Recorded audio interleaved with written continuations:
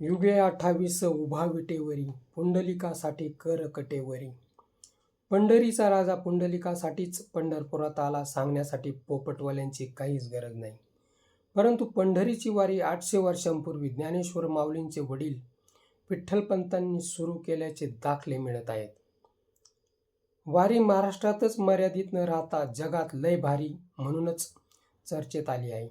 देहभान विसरून सारे दुःखे खुंटीला टांगून शक्य असणारे भूमिपुत्र पायी वारी करत विठ्ठलाला आपल्या सर्व व्यथा सांगण्यासाठी चरणावर माथा टेकवतात.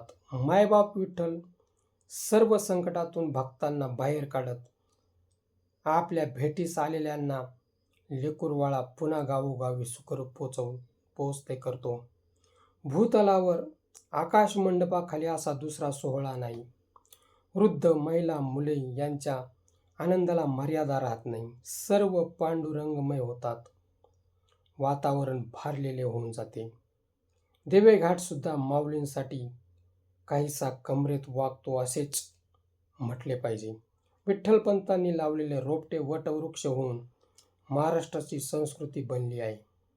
227 किलोमीटर अंतर फक्त 15 दिवसात पार करून विठ्ठल भक्तांचा थवा पंढरीत दाखल होतो तेव्हा एक दिव्य पार पाडल्याचे समाधान त्यांच्या चेहऱ्यावर दिसते.